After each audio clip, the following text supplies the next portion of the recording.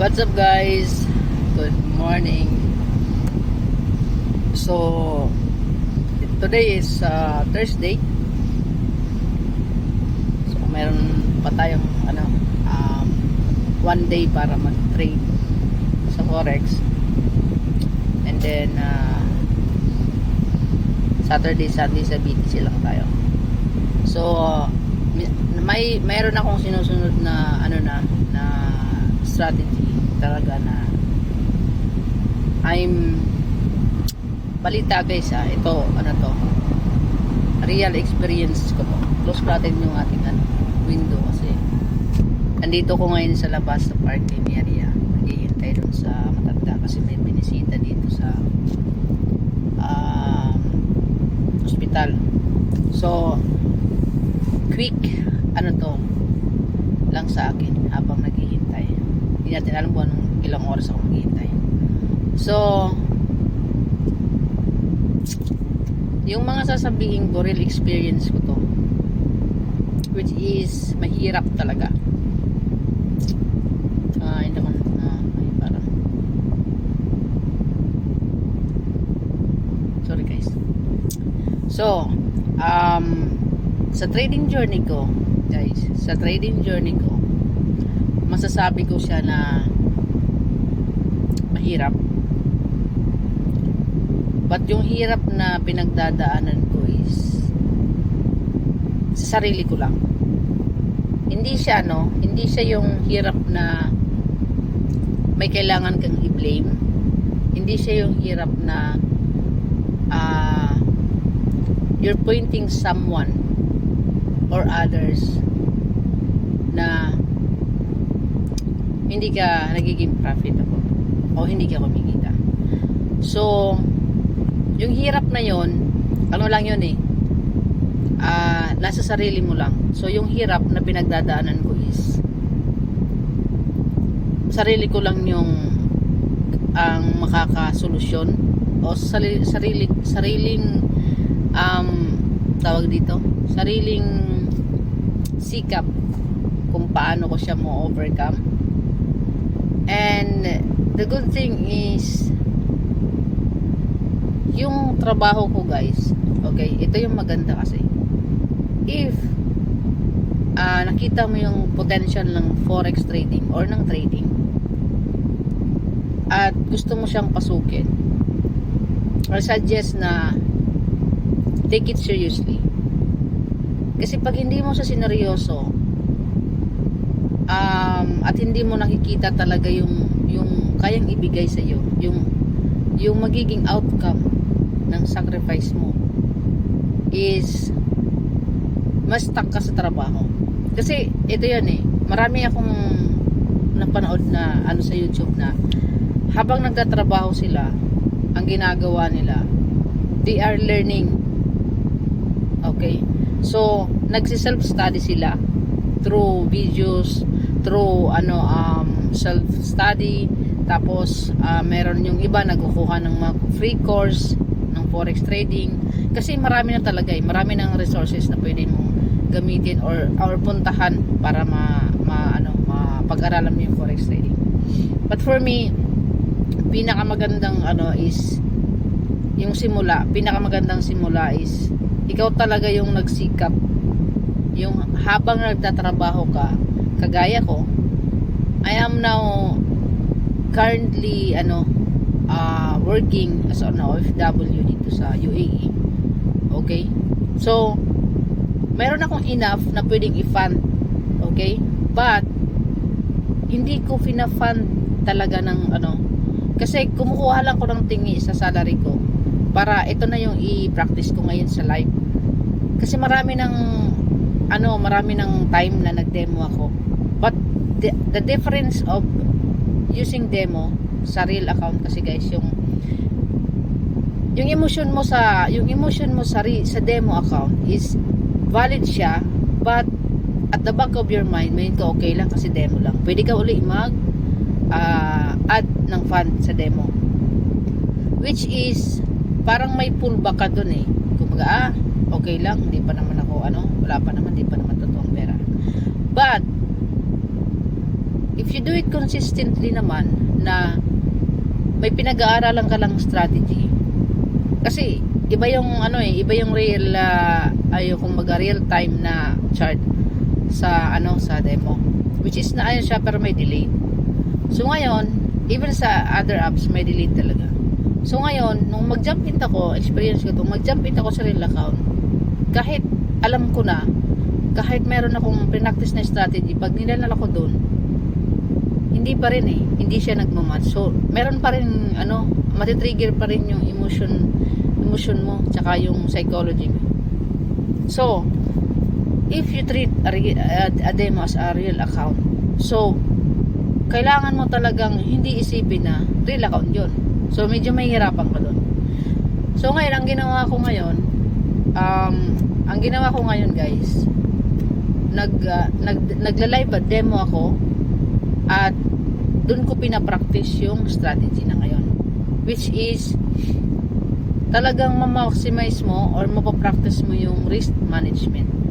Katulad ko ngayon, sinisimulan kong i-practice yung risk management na meron akong available balance na $50. So ang ginagawa ko, pwede lang ako magpatalo ng $10 to $15 a day or per trade.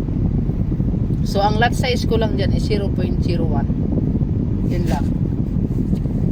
Yun yung minamaster ko ngayon. Kasi mahirap talagang kalamanin yung sarili.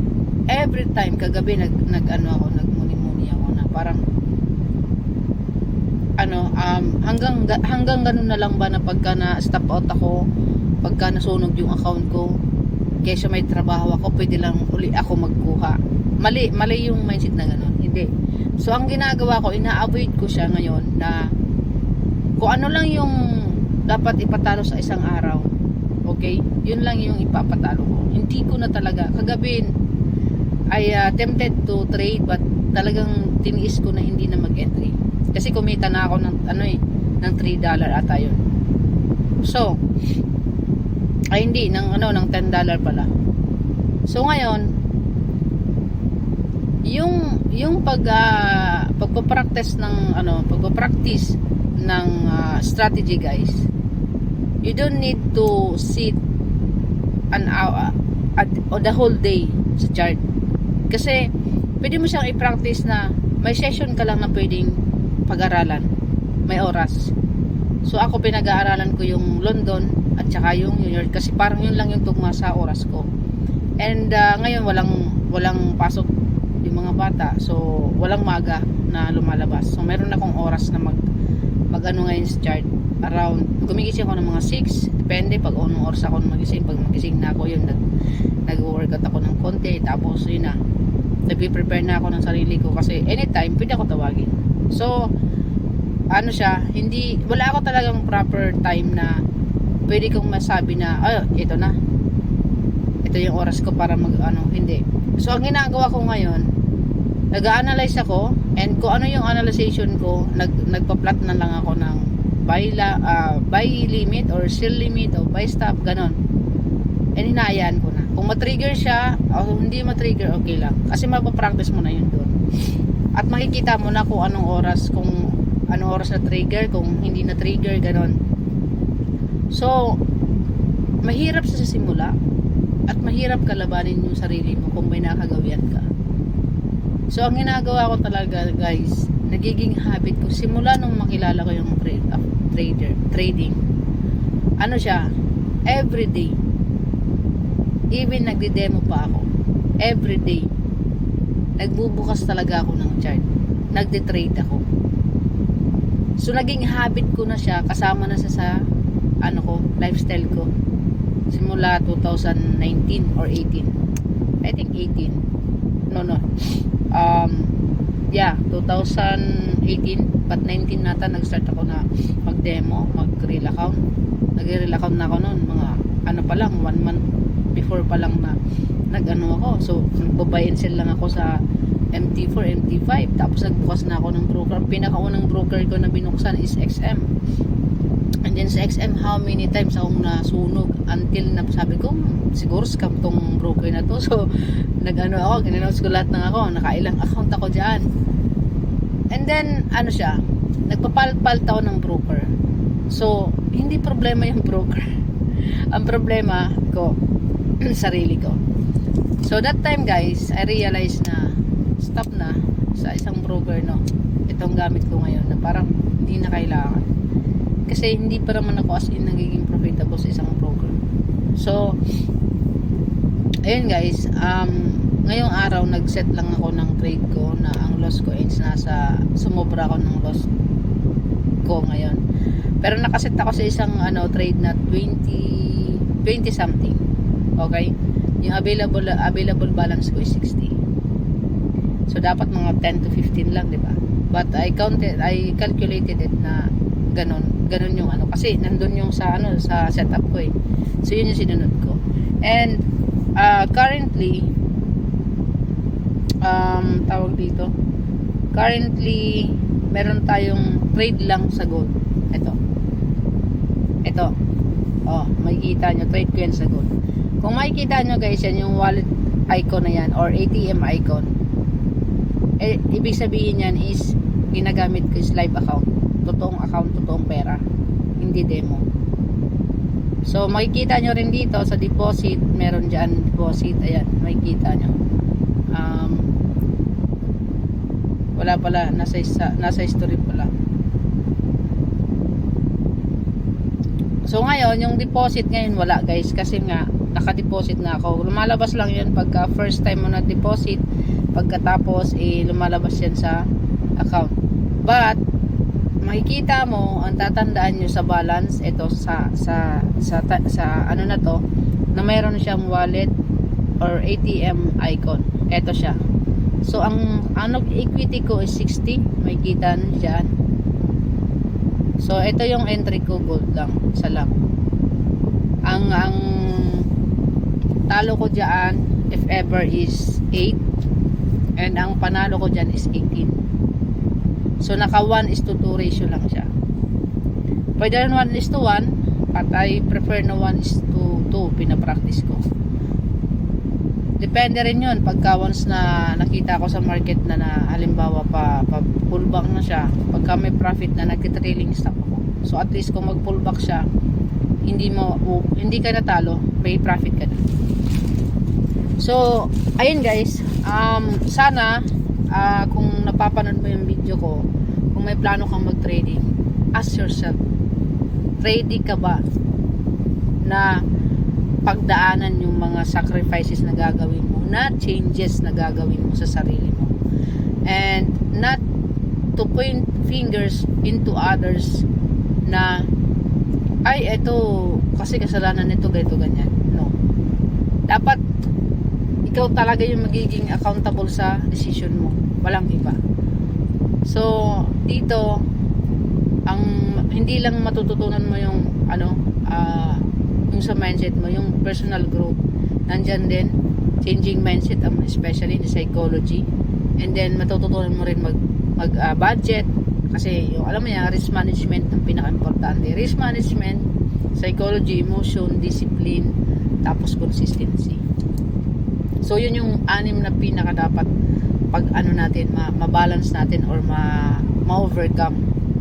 And consistency, long term talaga, hindi mo talaga pwedeng masabing wala yan, kasi ang consistency yun talaga yung magbibigay sa'yo ng edge kung in a long term is profitable ka ba, kaya mong kumita in a long term. So yun yun lang guys. Wala lang, naisipan ko lang i-share sa inyo yung thoughts ko, yung experience ko, and I hope na sa journey ko and nandiyan kayo, okay, sa mga nakasubscribe or sa mga nag-like. Kung napapanood mo yung video ko na to, okay lang din kung i-thumbs up mo, and okay lang din kung mag-subscribe ka na para updated ka sa sa mga susunod na videos na i-upload, especially kung gusto mong sundan yung journey ko. Sabayan mo ako, create your own YouTube, share mo din yung experience mo doon para makatulong tayo sa mga beginners like me. Beginners lang din ako. So if someone watch my video na beginners, kung kung napapanood to ng mga beginners, tuloy nyo lang. Ako beginners din ako, nagsisimula ako beginners, but always believe in yourself.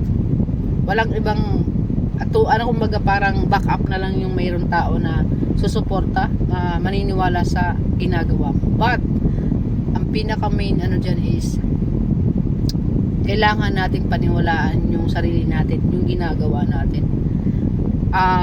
Walang ibang mag-lift up sa atin kundi sarili lang natin. Okay?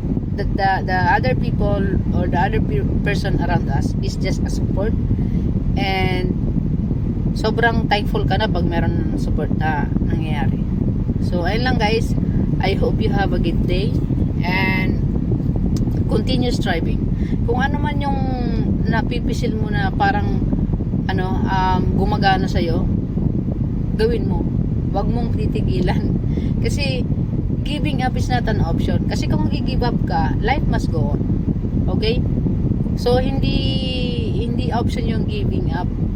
Kung gusto mong talaga matupad yung pangarap mo, kailangan mo lang i-align yung ginagawa mo, yung thoughts, yung mindset mo, and the rest will follow. Kasi kung gusto mong maging engineer, okay, pero nag-enroll ka sa kung gusto mong maging engineer ng bahay, okay, engineer ka ng bahay, tapos ang in-enrollan mo is automotive, so tama ba? Align ba? Hindi, di ba? So yun lang guys, keep it up, pagpatuloy lang, and ito yung pinaka dapat wag nyong tawag dito, kakalimutan.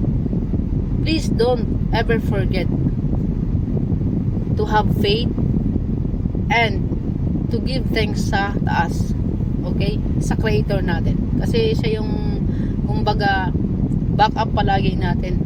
Kasi pagkawan sa yung mga tao na wala sa iyo, hindi siya nawawala.